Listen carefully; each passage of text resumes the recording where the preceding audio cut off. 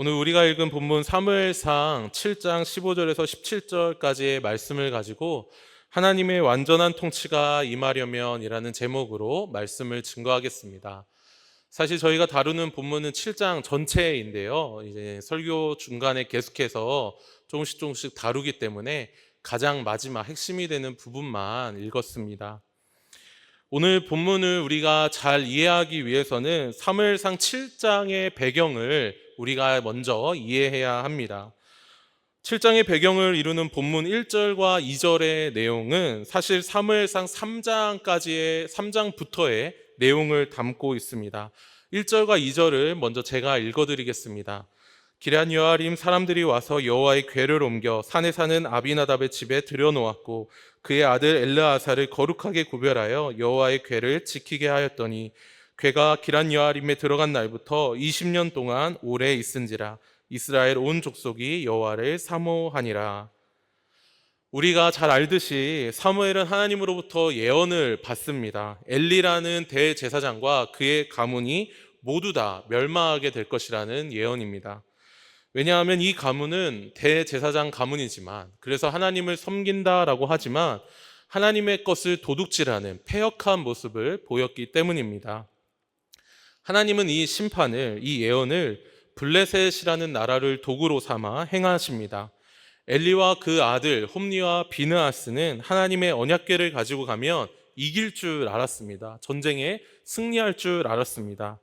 왜냐하면 하나님의 언약궤에는 모세의 십계명이 적힌 두 돌판과 아론의 쌍난 지팡이 그리고 만나 항아리가 담겨져 있기 때문입니다. 그래서 이스라엘의 광야 40년 생활을 하면서 그리고 가나안 정복 전쟁을 하면서 항상 선두 앞에 서서 이스라엘을 지켜주었고 전쟁을 승리로 이끌어 주었습니다.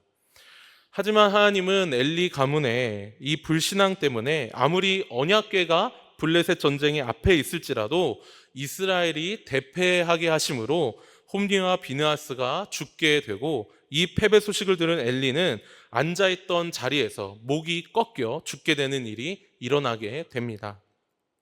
이때 하나님의 언약궤가 블레셋에게 빼앗기게 됩니다. 블레셋 군대가 이것을 가지고 자기 나라로 돌아가 7개월 동안 언약궤를 가지고 있게 되죠. 하지만 하나님께서는 이 언약궤를 통해 블레셋 나라 5도시에 큰 재앙을 내리심으로 블레셋 사람들이 하나님을 무서워하며 이 언약궤를 돌려보내게 됩니다. 이때 이 언약궤를 가지고 온 사람들이 오늘 본문 등장한 1절에 등장한 기럇 여아림 사람들 중 그 중에서도 아비나답이라는 사람의 집이었습니다. 이 모든 일이 사무엘상 3장부터 시작하여 오늘 본문 7장 2절까지 계속해서 이어지게 되는 내용입니다. 성경은 3장 이후의 내용, 이 이후의 내용들이 20년이 지났다라고 이렇게 기록을 합니다. 사실 우리는 이제까지의 이 내용을 어느 정도 선 지식이 있기 때문에, 우리가 잘 알고 있기 때문에 이 20년의 세월이 어떻는지 감이 잘 안 올 수가 있습니다. 사실 오늘 보면 7장에서 사무엘이 본격적으로 등장하여 활동을 하면서 이 말씀이 계속해서 진행되어지고 있지만, 사실 이스라엘 백성들에게 이 20년의 세월은 굉장히 지옥과도 같은 세월이었을 것입니다.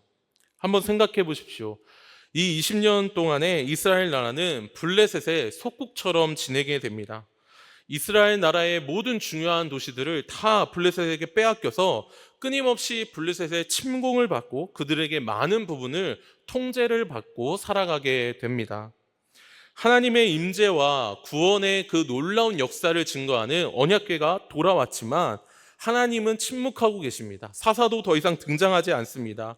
대제사장의 가문은 지독한 음행과 우상숭배로 범죄를 자행하여 죽어버린 것이죠. 20년 동안 이런 상황이 지속이 되면 참으로 절망스러울 수밖에 없을 것입니다.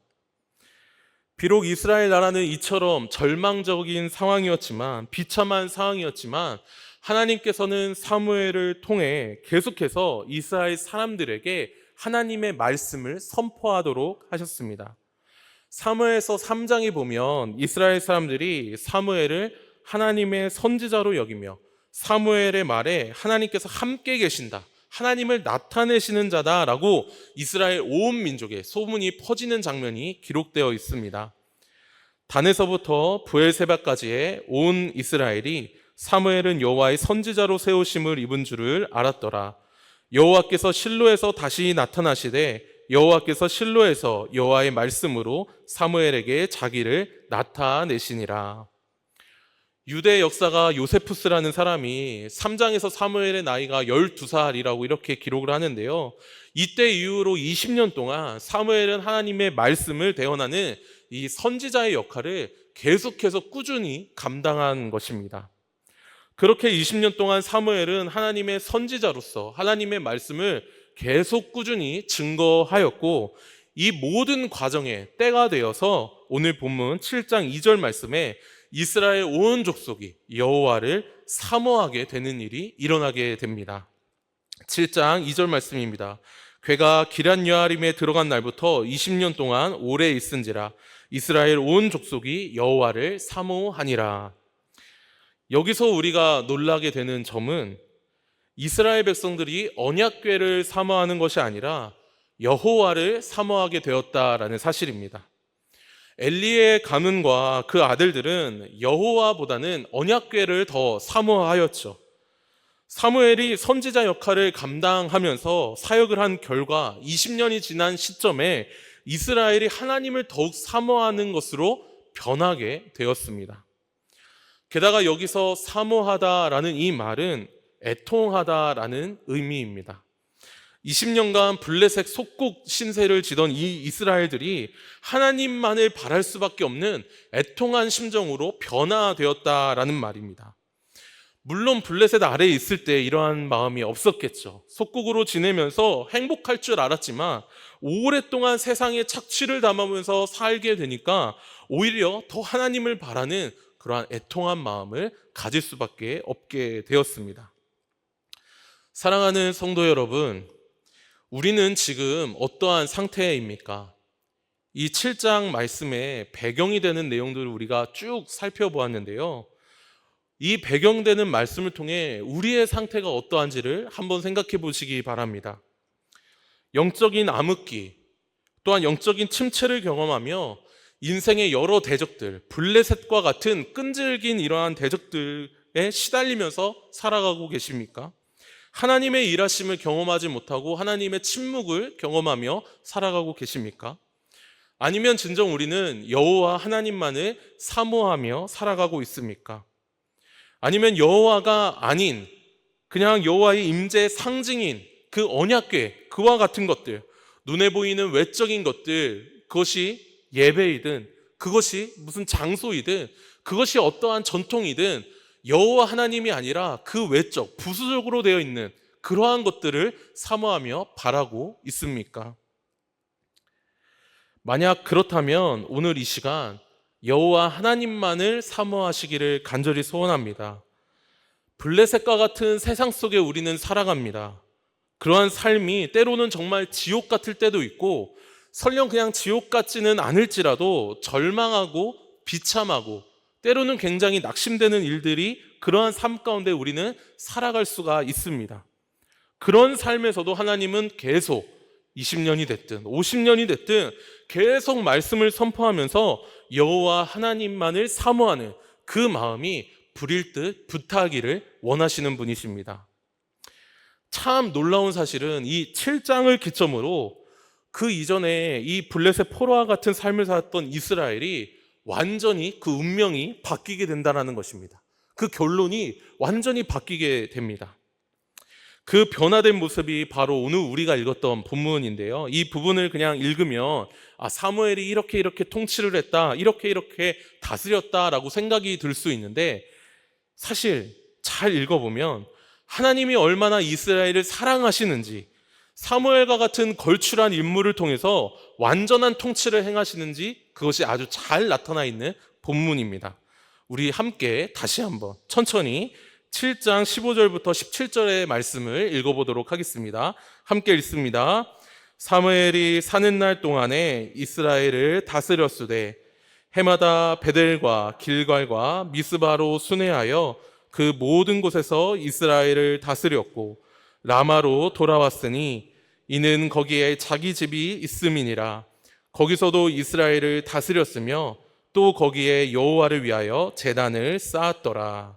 아멘. 이 세 구절에서 눈에 들어오는 말씀이 있으시죠? 다스린다라는 말이 세 번이나 연속적으로 반복됩니다. 이 말은 하나님이 사무엘을 통하여 우리를 완전히 다스리고 통치하며 책임져 주신다라는 의미입니다. 이렇게 세 번이나 반복적으로 사용하는 이 단어는 통치하다, 판단하다라는 그러한 의미가 원어적으로 있는데요. 여기서 강조하는 것은 하나님께서 그들을 완전히 통치하시고 완전히 판단하시고 완전히 다스리신다라는 그러한 것을 의미합니다.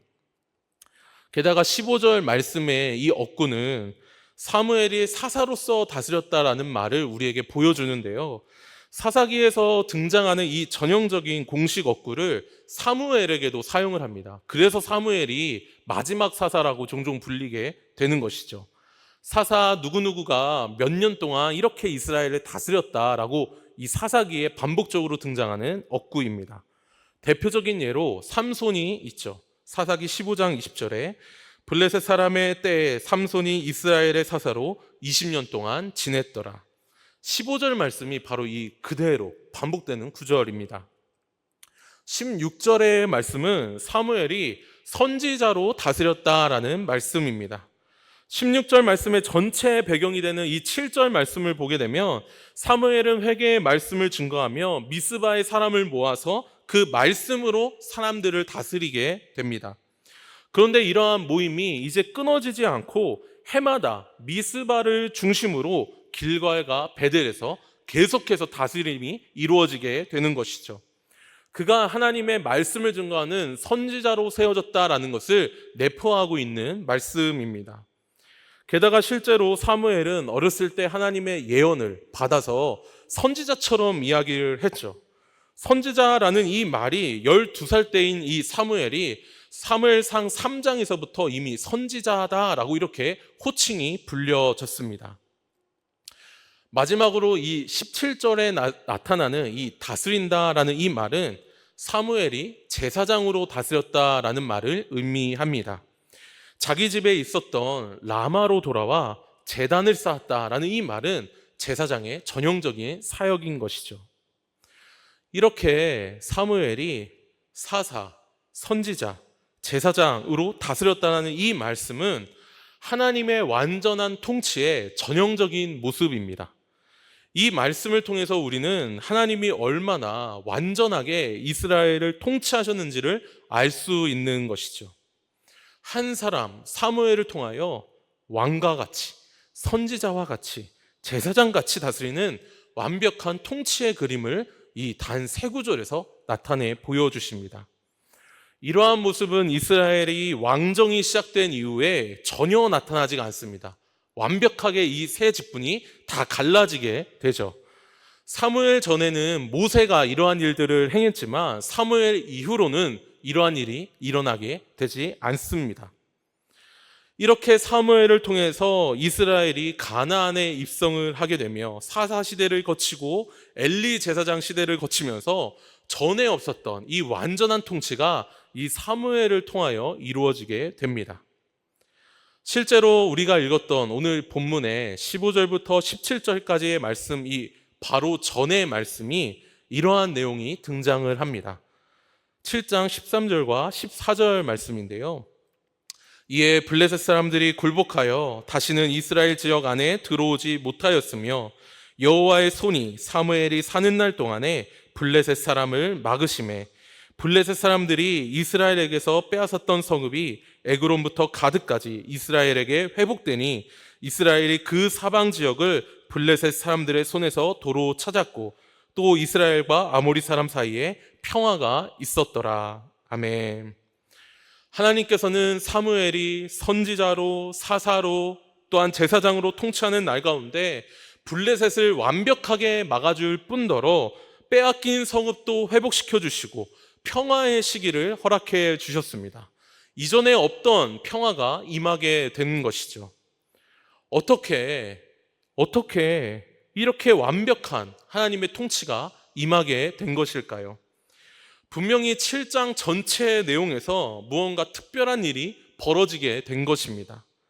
오늘 설교는 이 7장 전체에서 특별히 어떤 일이 일어났는지 우리가 크게 세 가지로 살펴보면서 이 하나님의 통치가 어떻게 임하게 되는지, 그리고 그것이 살펴본 세 가지의 내용 가지고 마지막으로 우리에게 적용해 보도록 하겠습니다. 오늘 본문 이 3절 말씀을 보면 블레셋의 통치로 영적인 암흑기를 보내고 있었던 이스라엘 백성들에게 사무엘이 회개를 촉구하는 장면이 등장하게 됩니다. 3절 말씀 우리 함께 읽어보도록 하겠습니다.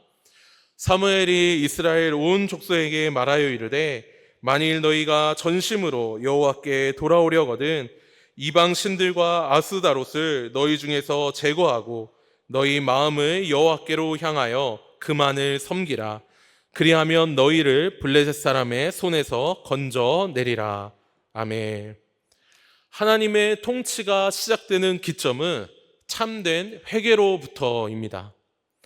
사무엘은 이스라엘을 향해 그들이 하나님을 향하여 전심으로 돌아올 것을, 하나님의 통치를 받을 것을 촉구하죠. 그리고 이방 신과 아스다롯을 제거하고 여호와 하나님만을 섬기라라고 이렇게 말합니다. 소극적인 행동으로는 우상을 버려라, 적극적인 행동으로는 하나님만을 섬겨라 라고 이렇게 말씀합니다. 성경이 사무엘을 통하여 말하는 진정한 회개는 이 두 가지 행동이 합쳐진 실질적인 회개입니다. 이때 당시에 바알과 아스다롯은 날씨를 주관하는 이러한 농경 신이었습니다. 아스다롯은 아세라라고 불리는 전쟁과 풍요의 여신이었죠. 바알과 아스다롯은 부부 관계로서 가나안 사람들이 농경 생활을 할 때 이 두 신이 성관계를 하면서 하늘에서 비가 내린다라고 생각을 했었습니다. 그래서 신들을 자극하여 비를 얻기 위해서 창녀들과 성행위를 하면서 신전에서 예배 행위를 했던 것이죠. 이방 예배 행위를 행하였습니다. 하나님께서는 이것을 제거하라라고 명령을 하십니다. 자기의 풍요와 성공을 위하여 신을 추구하는 우상 숭배를 그만두라라고 이렇게 말씀하는 것이죠. 우리도 마찬가지입니다. 설교를 전하는 저도 마찬가지입니다. 나의 풍요와 성공을 위하여, 우리의 풍요와 성공을 위하여 마음으로 추구하는 것들, 하나님을 그렇게 이용을 하면서 기복주의 신앙으로 살아가거나 하나님 위에 다른 점을 치는 것, 타로를 보는 것, 인터넷이나 TV, 유튜브에서 방영하는 성공 비결을 쫓아가는 것, 투자 비결을, 노후의 안정에 심취하는 것을 그만두어야 합니다. 하나님을 빌어서 그렇게 하는 것을 그만두어야 한다는 것이죠. 하나님을 믿는다면 말이죠. 한 주간 여러 가지 이슈, 사건들이 있었지만 혹시 동탄 롯데캐슬의 사건을 혹시 아십니까? 동탄 롯데캐슬의 주택청약이 나왔는데 아무도 모르시는 눈치가 저만 알고 있고 저만 주택에 관심이 있고 우리 성도님들 정말 아무도 모르시나요? 혹시 아시는 분 계시면 약간만 고개를 이렇게 끄덕여 주십시오. 진짜 모르시는구나. 어쨌든 동탄 롯데캐슬이 10억의 이익을 낼 수 있는 그러한 조건으로 나왔습니다. 그 조건에 나왔을 때 경쟁률이 290만 대 1 정도였다고 합니다. 아시는 분들 계시네요. 정말 그 주택청약 그거를 넣기 위해서 290만 명이 이렇게 몰린 것이죠. 엄청난 숫자입니다. 최고 기록을 경신했는데요. 제가 넣었을까요? 안 넣었을까요? 제가 넣습니다. 주택청약을. 그 일을 통해서 제 마음에 사로잡힌 그 우상을 발견하게 됐습니다. 제 아내와도 이야기를 했는데 하나님이 여기를 되게 하시면 얼마나 좋을까. 행복한 꿈을 꾼 것이죠. 하나님을 빌어서 그렇게 한 것입니다. 하나님이 주실 수도 있고 안 주실 수도 있고 그거에 대한 이야기는 아니지만 우리 안에 이 우상 숭배에 대한 그 마음이 얼마나 뿌리 깊게 박혀 있는지 정말 그렇게 생각을 하고 남을 그런 존재다라는 것이죠. 이러한 마음속 깊숙한 곳에는 무엇이 사로잡혀 있냐면 내가 내 인생의 주도권을 가지고 있고 내가 원하는 대로, 나의 행위대로 하나님을 조정할 수 있고 하나님께 빌 수 있다라는 나 중심의 신앙이 있습니다. 내가 어느 정도 돈을 지불을 하고 종교적 행위와 공로를 쌓아가면서 내가 무엇인가 투자를 하면 나에게 돌아올 것이 있다라는 그러한 삶의 방식과 태도가 나 중심적으로 아주 꽉 사로잡혀 있는 것이죠. 이런 자기중심적인 우상숭배를 하나님께서는 성경을 말씀을 통해 음행이다라고 분명하게 선언하십니다. 사무엘은 이처럼 비윤리적이고 음란하고 저급하고 쾌락적이고 비인격적이며 이 세상의 복만 추구하는 그 신을 떠나서 이 세상에 유일하신 하나님, 거룩하시고 인격적이시고 영원한 복을 내려주시는 그 하나님만을 섬길 것을 촉구하고 계십니다. 우리에게 이 구체적인 두 가지 모습이 있습니까? 회개를 한다고 할 때 이 두 가지 중 어느 하나만 있어서는 안 됩니다. 이 두 가지 모두가 다 있어야 온전한 회개이고 성경적인 회개이고 강력한 회개입니다. 우리가 놀라는 것은 이스라엘 백성들이 그렇게 회개를 했다라는 사실입니다. 엄청난 사실입니다. 바알과 아스다롯을 제거하고 여호와만을 섬겼습니다. 4절에 이 역사가 기록이 되죠. 이것은 기적과도 같은 일입니다. 참으로 하나님의 은혜입니다. 우리가 우상을 제거하는 게 얼마나 어려운지 우리의 인생을 살면서 얼마나 많이 경험하게 됩니까? 내 뜻대로 안 되는 내 마음속에 일어나는 정말 우상의 공장처럼 우상을 계속 찍어내는 그 삶을 살아가는 나의 이 모습을 정말 하나님의 은혜가 아니면 변화가 되지 않는 것이죠. 사무엘은 이 일을 위해 계속해서 20년 동안 꾸준히 말씀을 증거하였고 때가 되어 하나님이 역사하셨습니다. 참으로 사무엘은 이러한 하나님의 기적적인 은혜의 역사를 소망하면서 20년간 한결같이 말씀을 선포하고 가르치기를 끊이지 않았다라는 것이죠. 한국 교회의 갱신과 회복은 바로 이러한 참된 섬김과 말씀 운동에서 시작될 줄 믿습니다. 결과적으로 이 일을 통해서 이 일로 사무엘을 통해서 하나님의 통치가 이스라엘 가운데 임하게 됩니다. 그래서 김구원이라는 학자가 있는데 이 본문을 주야하면서 다음과 같이 이렇게 말했습니다. 하나님의 통치를 담보하는 것은 종교적 성격의 물건이나 관행이 아니라 회개하는 마음임을 보여준다. 하나님의 통치를 담보하는 것, 그것을 시작하게 하는 것은 회개하는 마음입니다. 우리 한 사람 한 사람이 우상을 버리고 하나님만을 섬기는 이 소극적이고 적극적인 행동, 이 두 가지를 하는 것, 그것이 하나님의 통치가 완전히 임하게 되는 시작입니다. 그런데 이 시작이 끝이 아니죠. 더 나아가야 합니다. 분명히 이스라엘은 하나님만을 섬기겠다라고 회개하며 하나님의 은혜를 경험하며 나아가는데 사무엘은 더 나아가서 뭔가를 더 요구합니다.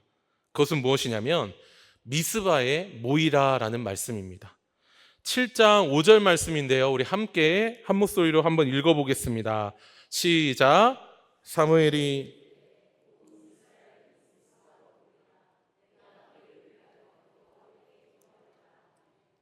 아멘. 미스바는 예루살렘에서 13km 떨어진 장소입니다. 이 정도 거리는 왕복으로 하면 신림역에서 사당역 정도를 걸어서 왔다 갔다 하는 정도의 거리입니다. 물론 이때 당시에 거리가 험하고 야생짐승도 많고 무더운 날씨에 쉽게 갈 수 있는 거리는 아니지만 그렇다고 신림역에서 사당역 정도의 거리를 걸어서 못 갈 거리는 아니죠. 하루 반나절이면 사실은 안 걸어가서 모르겠지만 그래도 걸어가면은 충분히 갈 수 있을 것 같습니다. 예, 충분히 왔다 갔다 할 수 있는 그 정도 거리이죠. 게다가 이 미스바라는 지역은 사사시대 때 베냐민 지파를 징벌하기 위해 11지파가 한 번에 이렇게 운집한 장소였습니다. 미스바라는 지명의 뜻 자체가 이 관망하다, 전망하다라는 뜻이 있는데 그만큼 군사적 목적으로 전망하기에 좋은 그러한 곳이었던 것이죠. 나중에는 사울 왕을 제비로 뽑아서 왕으로 삼는 장소가 됩니다. 이러한 내용이 의미하는 바는 무엇일까요? 이 장소에 정말 많은 사람이 운집할 수 있다라는 것입니다. 사무엘은 굳이 예루살렘이 아니라 미스바라는 곳으로 따로 사람들을 모이게 하였습니다. 그 이유는 이스라엘이 집단적으로 공동체적으로 영적인 회복이 계속해서 이루어져야 함을 말씀하고자 했기 때문입니다. 이것이 우리에게 매우 중요합니다. 단회적 회개가 아니라 지속적인 회개와 믿음으로 거룩해져가는 성화의 시간이 우리에게 필요합니다. 그리고 이 일은 공동체적으로 일어나야 합니다. 미스바에 모여서 사무엘이 이스라엘 앞에서 한 일은 무엇일까요? 그들을 위하여 하나님께 기도하며 물을 길어서 하나님 앞에 붓고 금식하며 회개하는 일을 계속 행하였습니다. 7장 6절 말씀입니다. 그들이 미스바에 모여 물을 길어 여호와 앞에 붓고 그날 종일 금식하고 거기에서 이르되 우리가 여호와께 범죄하였나이다 하니라. 사무엘이 미스바에서 이스라엘 자손을 다스리니라. 아멘. 여기서 물을 하나님 앞에 붓는다라는 것은 하나님 앞에 우리의 마음을 다 쏟아놓으면서 철저히 회개한다라는 의미입니다. 예레미야 애가 2장에서 이렇게 말을 합니다. 초저녁에 일어나 부르짖을지어다 내 마음을 주의 얼굴 앞에 물 쏟듯 할지어다. 예레미야는 이미 망해버린 나라 이스라엘에 장송곡을 지어서 지금 애가를 짓고 있는데 하나님 앞에 철저히 회개하자, 우리가 다 회개하자, 이미 심판이 임했는데도 우리의 마음을 하나님 앞에 물 쏟듯이 하나도 남김없이 다 회개하자라고 이렇게 기도를 하는 것이죠. 그리고 물을 쏟는다라는 이 행위 자체도 하나님의 은혜가 생명을 주는 물보다도 더 귀합니다라는 그러한 고백으로 고백하는 행위입니다. 시편 기자는 이렇게 말을 합니다. 하나님이여 사슴이 시냇물을 찾기에 갈급한 같이 내 영혼이 주를 찾기에 갈급하나이다. 물의 이미지를 가져오면서 내 마음이 물보다도 더 하나님을 찾기에 갈급합니다 라고 이렇게 이야기를 하는 것이죠.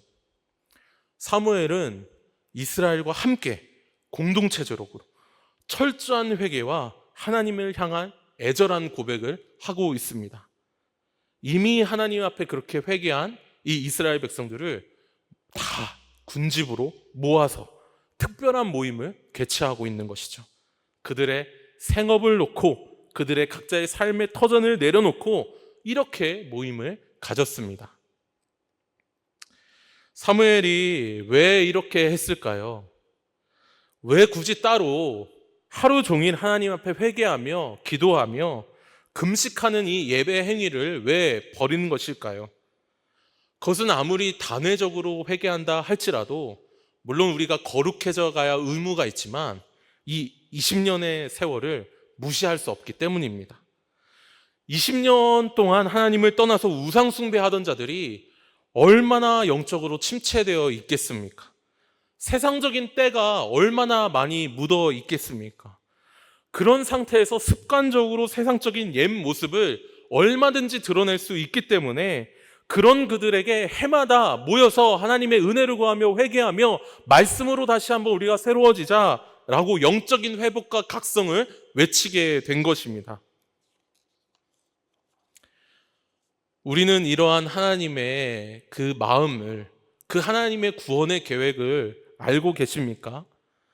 단 한 차례 우리가 하나님 앞에 뜨거운 눈물의 회개를 했다고 우리의 구원이 끝나는 것이 아니라 계속해서 우리는 하나님의 다스림을 받기 위해서 영적인 각성과 회복의 시간을 가져야 한다라는 이것을 알고 계십니까? 우리 모두는 사실 매 주일 정한 시간에 모여서 하나님 앞에 회개하며 공동체적인 회개의 기도를 하고 하나님 앞에 예배를 하며 경건의 시간을 갖습니다. 이것은 사실 어떻게 보면 너무나 당연한 일입니다. 우리에게 매우 매우 중요한 일입니다. 예수님을 믿기로 작정하고 예수님을 믿는다면 이것은 너무나 당연합니다. 반드시 행해야 할 의무입니다. 하지만 이것으로 우리의 신앙생활이 만족된다고, 이것으로 우리가 경건생활을 잘하고 있다고 착각해서는 안 되는 것이죠. 우리는 일평생 하나님 앞에 우리의 신앙을 놓고 우리의 경건을 놓고 더욱 분투하며 더욱 경주하며 온전해지기를 힘써야 합니다. 온종일 기도하고 금식하고 회개하고 예배하는 일을 행해야 합니다. 우리의 삶의 모든 것을 하루, 1년에 한 번 잠시 내려놓을지라도 그러해야 합니다. 왜냐하면 우리가 매주 하나님 앞에 예배하고 회개한다고 하지만 이것이 사실 하루이고 불충분하고 일주일의 삶 가운데 세상에서 정말 많은 여러 가지 일들을 경험하게 되죠. 인간이 가지고 있는 믿는 자가 가지고 있는 옛 죄의 습관들 뿐만 아니라 세상 속에서 주는 여러 가지 유혹들, 또한 공중의 권세 잡은 자가 가지고 있는, 사탄이 가지고 있는 여러 가지 유혹과 영적인 시험들이 우리의 일주일의 삶 가운데 6일 동안 정말 너무너무 많이 일어납니다. 가정에서부터, 부부관계에서부터, 직장에서부터, 자녀에게서부터, 친구관계, 교우관계, 심지어 그냥 지나가다가 너무 많은 일들이 일어나게 되죠. 이러한 성회는 매주 행하는 것이 아닙니다. 미스바 성회와 같은 이러한 일들은 해마다 1년에 한 번 혹은 2번 있는 일입니다. 하나님께서도 사실 우리의 삶을 너무나도 잘 아시기 때문에 어떤 한 시간, 특정한 어떤 한 날을 정해서 그렇게 모여서 집중적인 은혜의 시간을 가질 것을 촉구하시는 것이죠. 각자의 삶과 인생, 그러한 것들이 있기 때문입니다. 제가 이 유년부를 올해부터 섬기고 있는데요. 유년부를 섬기면서 그리고 또 다른 부서의 사역자분들과 대화를 하면서 놀라는 것들은 이러한 내용입니다. 사실 안 그런 분들이 대다수 계시고 또 여러 상황들이 있지만 학부모님들 중에 몇몇 분들은 1년에 한 번 여름 그리고 겨울 이때 모이는 여름 수련회나 성경학교와 같은 이 날을 별로 그렇게 중요하게 생각을 하지 않으시는 분들이 계셨습니다. 소수의 몇 분들이 있지만 놀라는 것은 사실 여름 수련회나 성경학교 이런 거에 자녀들을 보내는 것보다 학원이나 학원에서 특강하는 것, 학원의 캠프 혹은 가족 모임, 휴가와 같은 것을 더 중요하게 생각한다라는 것입니다. 별로 그렇게 대수롭게 생각을 하지 않는다라는 것이죠. 물론 어쩔 수 없는 상황에서 빠지는 것이 있다라는 것을 저희가 모르지 않고 사역자들 다 확인하고 전화하고 선생님을 통해 직접 전화를 통해 다 확인을 하지만 전혀 의식 없이 만약에 그러한다면 참으로 그것은 큰 문제입니다. 자녀들을 그냥 세상 속에 방치하는 것이기 때문이죠. 주일 예배로만 만족하는 것이기 때문입니다. 사실 1년에 가장 중요한 우리 다음 세대의 사역은 여름 사역이죠. 이를 위해 우리 선생님들은 몇 개월 전부터 준비를 하고 기도하고 헌신하고 몇 주 동안 기도하고 강습회하고 본인들의 연차, 월차, 휴가 다 빼서 참석하고자 하는 정말 우리 교회에 가장 집중된 사역인데 이런 것을 중요하게 생각하지 않는 것은 오늘 말씀의 이런 내용들을 사실 중요하게 생각하지 않는 것입니다. 자녀들뿐만 아니라 다음 세대뿐만 아니라 부모님들뿐만 아니라 우리 장년 성도들 중에서도 이런 분들이 계십니다. 교회 1년의 행사 중에 말씀과 기도로 새롭게 되어지고자 마련한 여러 집회나 직분자 수련회, 라이프 투게더, 해피 투게더 같은 행사를 그냥 정말 행사로만 여기는 것입니다. 그냥 해마다 반복적으로 해온 행사니까 이것이 얼마나 중요한지 모르고 그냥 지나가는 것이죠.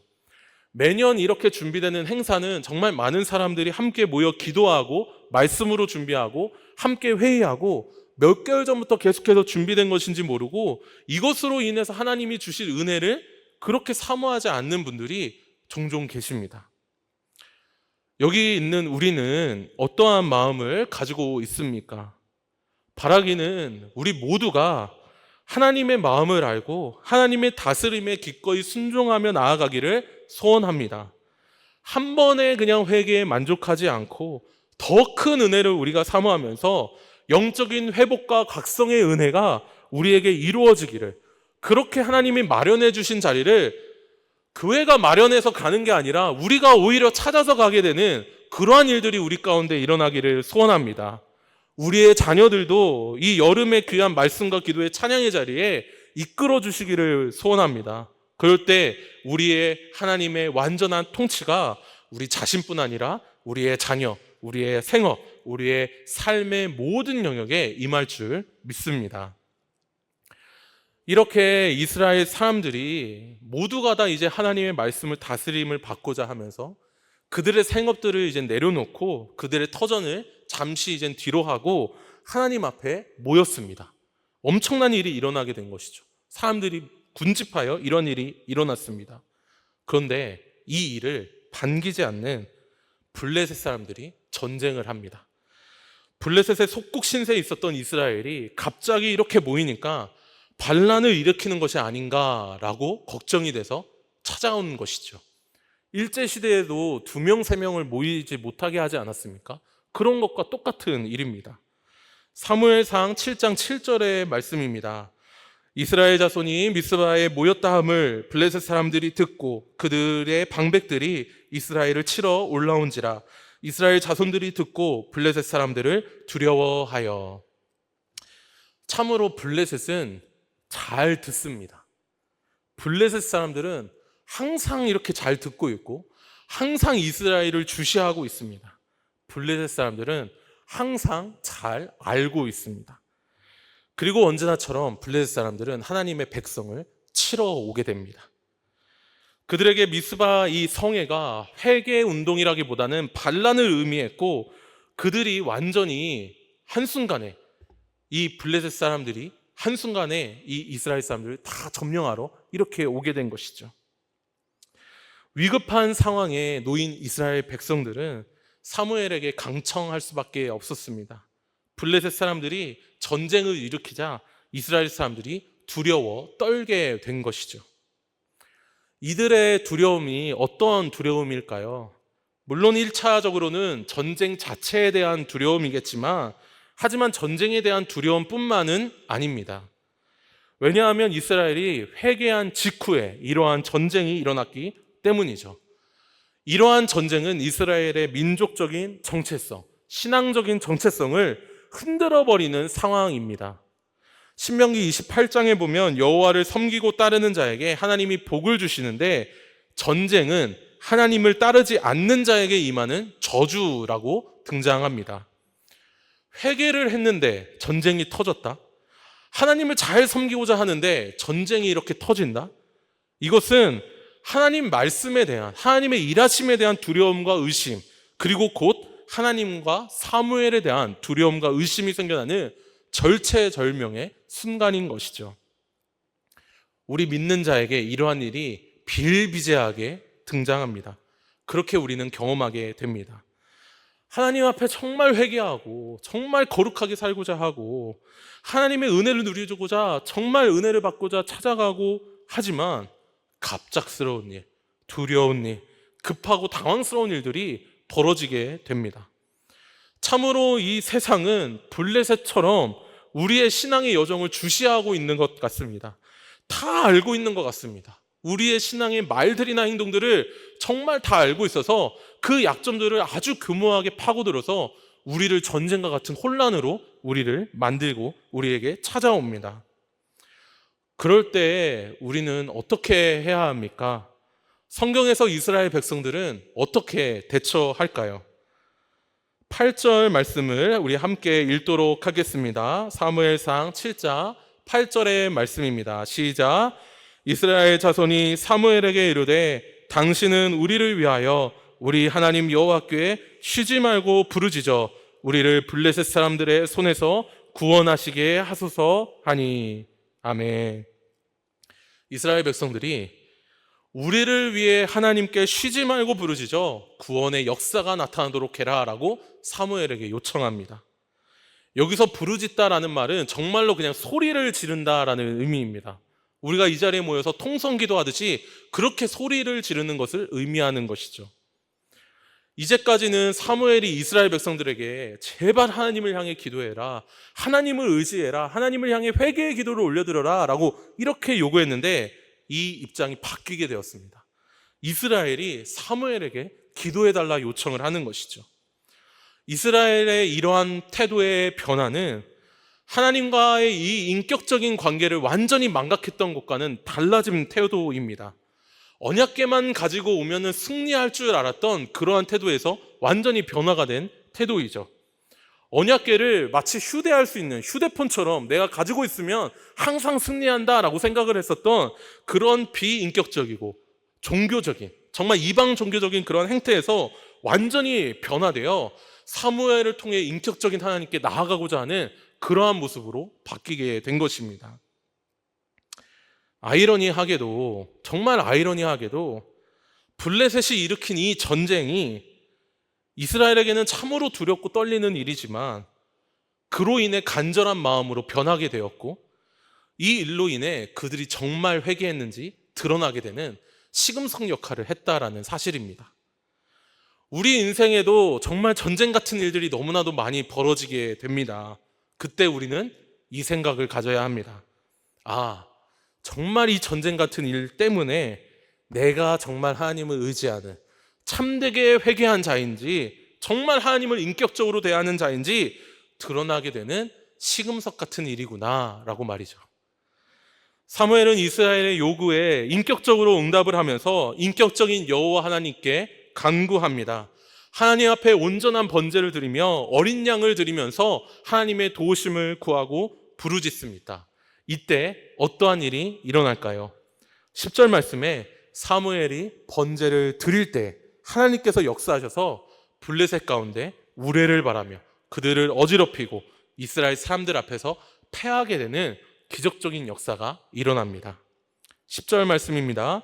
사무엘이 번제를 드릴 때에 블레셋 사람이 이스라엘과 싸우려고 가까이 오매 그날에 여호와께서 블레셋 사람에게 큰 우레를 발하여 그들을 어지럽게 하시니 그들이 이스라엘 앞에 패한지라.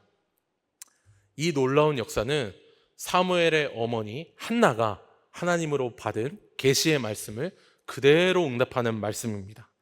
한나가 일찍이 이렇게 노예했습니다. 사무엘상 2장 10절 말씀입니다. 여호와를 대적하는 자는 산산이 깨어질 것이라. 하늘에서 우레로 그들을 치시리로다. 여호와께서 땅끝까지 심판을 내리시고 자기 왕에게 힘을 주시며 자기의 기름 부음을 받은 자의 뿔을 높이시리로다 하니라. 아멘. 이스라엘의 왕 사사로서의 역할하는 이 사무엘을 하나님이 뿔처럼 높이 들어서 기름을 부으신 그 사무엘을 통해 대적들을 치신다라고 사무엘의 어머니 한나가 예언했는데 사무엘이 그것을 성취하게 되는 것이죠. 이 하나님의 심판으로, 이 전쟁으로 이스라엘이 누리게 된 것은 우리가 앞서 살펴본 13절과 14절의 말씀처럼 완전한 평화입니다. 20년 동안 누리지 못했던 그 놀라운 평화, 도시의 회복, 전쟁이 없어진 그러한 놀라운 완전한 통치가 임하게 되었습니다. 사랑하는 성도 여러분, 우리에게 세상으로부터 오는 이 전쟁의 위협이 다가올 때 우리는 사무엘과 같은 우리 교회의 리더십들, 든든한 기도의 후원자들에게 우리를 위해 기도해달라라고 요청을 해야 합니다. 시대의 정신이 어떠하든지 간에, 시대의 정신이 어떻든지 간에 나의 어떤 치부나 나의 어려움을 드러내지 못하는 그러한 생각은 성경적인 생각이 결코 아닙니다. 정말 우리는 서로를 위해 기도하고 서로 공동체를 위해 기도해야 합니다. 그렇게 간절히 나아가야 하는 것이죠. 하나님은 그런 공동체의 기도를 결코 외면하지 않으십니다. 우리가 주님 앞에 회개하며 주님 앞에 바른 신앙생활을 하고자 하면서 그런 때에 오는 급박한 전쟁과 같은 상황에 우리는 하나님께 기도함으로 승리를, 평화를 누려야 할 줄 믿습니다. 이렇게 살아계신 하나님의 놀라운 역사를 누리고 싶으시지 않으십니까? 이제까지 살펴본 이 세 가지의 내용들에 이 이스라엘이 변하게 된 이 놀라운 내용들을 우리가 누리고 싶지 않으십니까? 그래서 하나님이 정말 우리 삶에 역사하셔서 우리의 대적을 치고 정말 우리가 어려운 일들이 없어지고 정말 참된 평화, 하나님의 그 완전한 통치가 임하는 것을 정말 경험하고 싶지 않으십니까? 참으로 하나님께서는 사무엘과 같은 이 영적인 지도자를 통해 하나님의 완전한 통치를 드러내 보여주십니다. 그렇다면 오늘날 우리에게 이러한 하나님의 통치는 누구를 통해 이루어지게 될까요? 마지막으로 우리의 통치자가 누구인지 살펴보며 적용하면서 설교를 마무리하겠습니다. 사무엘 이후에 열왕들이 다 하나같이 그 하나님의 완전한 평화 통치를 드러내지 못합니다. 다 실패합니다. 그래서 구약의 선지자들은 이러한 메시아에 대해 다음과 같이 예언을 합니다. 이사야 32장 1절, 보라, 장차 한 왕이 공의로 통치할 것이요 방백들이 정의로 다스릴 것이며. 이사야뿐만 아니라 수많은 선지자들이 하나님의 완전한 통치를 보여줄 메시아를 예언합니다. 그분이 참된 선지자이다. 그분이 영원한 대제사장이다. 우리를 인도할 것이다. 그분이 메시아이다. 기름 부음 받은 자이다. 라고 예언을 합니다. 이 메시아에 대해 신약의 사도들이 하나같이 이렇게 증거하고 확증합니다. 디모데전서 2장 5절 말씀 함께 읽어보겠습니다. 시작. 하나님은 한 분이시요 또 하나님과 사람 사이에 중보자도 한 분이시니 곧 사람이신 그리스도 예수라. 아멘. 바울은 이 메시아 예수가 참된 승리를 가져왔다라고 선언을 하죠. 골로새서 2장 15절 말씀입니다. 함께 읽겠습니다. 통치자들과 권세들을 무력하여 드러내어 구경거리로 삼으시고 십자가로 그들을 이기셨느니라. 아멘. 참으로 우리가 믿는 우리 주 예수 그리스도가 사무엘이 미리 보여준, 예표한, 그림자로 알려준 선지자, 제사장, 왕이십니다. 예수님 스스로도 자기 자신이 참된 선지자이다, 참된 대제사장이다, 참된 왕이다라는 것을 계속 말씀하시고 자신의 사역으로 그것을 드러내 보여주셨습니다. 자신의 존재와 사역으로 그것을 나타내 보여주신 것이죠. 예수님은 스스로 자신이 메시아이다, 기름 부음 받은 자이다 라고 말씀을 하시고 그대로 행하십니다. 복음을 증거하는 선지자로, 가난한 자, 눈먼 자를 중보하는 대제사장으로, 진정한 평화를 선포하는 왕으로, 하나님과 사람 사이의 중보자로 이 땅에 임한 참 사람이자 참 하나님이다 라고 선언하십니다. 누가복음 4장 17절에서 19절까지의 말씀입니다. 선지자 이사야의 글을 드리거늘 책을 펴서 이렇게 기록된 데를 찾으시니 곧 주의 성령이 내게 임하셨으니 이는 가난한 자에게 복음을 전하게 하시려고 내게 기름을 부으시고 나를 보내사 포로된 자에게 자유를, 눈먼 자에게 다시 보게 함을 전파하며 눌린 자유를 자유롭게 하고 주의 은혜의 해를 전파하게 하려 하심이라 하였더라. 아멘. 우리를 구원하고 우리를 통치하고 우리를 보호하실 참된 메시아, 바로 예수 그리스도이십니다. 헤르만 바빙크라는 학자가 그의 책 기독교 신앙 안내서에서 다음과 같이 이렇게 말을 했습니다. 그분의 모든 모습과 말씀과 사역은 언제나 선지자적, 제사장적, 왕적 성격을 동시에 지니고 있습니다. 아멘. 제가 시간이 부족하여 이 내용을 정말 더 많이 다루고 싶지만 이러한 성경의 말씀들, 이러한 내용들을 인용해 가면서 이러한 내용들을 간략하게 다루는 점을 정말 너무 아쉽게 생각합니다. 정말 시간만 더 주어지면, 사실 지금도 시간이 많이 지났지만 시간만 더 많이 주어지면 이 내용을 더 많이 이제는 말씀드리고 더 은혜를 많이 나누고 싶은데, 오늘 이 사무엘상 7장은 바로 이 예수 그리스도, 정말 선지자이고 참된 왕이고 참된 제사장인 이 예수 그리스도가 통치하는 그 하나님의 나라, 그분이 완전하게 다스리시는 그 평화의 나라가 어떠한 나라인지를 완벽하게 보여줍니다. 사무엘상 7장이 그 이야기를 완벽하게 담아서 보여주게 됩니다. 우리에게 이 나라를 소망하게 하시는 것이죠. 완전하게 소망하게 하십니다. 예수님의 십자가를 붙들고 회개하며 예수님이 보내주신 성령을 의지하여 날마다 예배하며 거룩해지고, 지금도 하나님 보좌 우편에서 우리를 위해 중보하신 예수님을 힘입어서 우리 모두 다 함께 서로 중보하며 도구하며 하나님 앞에 나아가자. 그러한 하나님의 나라가, 그 완전한 나라가 우리 교회 가운데 임하고 언젠가 영원히 임한다. 예수님을 믿어라. 그리스도를 믿어라. 메시아를 믿어라. 그분을 나의 왕, 나의 선지자, 나의 제사장으로 모셔라 라고 말씀합니다. 그렇기 때문에 우리에게, 우리 교회에, 우리 가정에 하나님의 완전한 통치가 임하려면 어떻게 해야 합니까? 우리 주 예수 그리스도를 왕과 제사장과 선지자로 모십시오. 그분께 순복하며 살아가십시오. 오늘도 다시 한번 우리의 완전한 구원자이신 예수님 앞에 우리의 마음을 다 쏟아놓는 것입니다.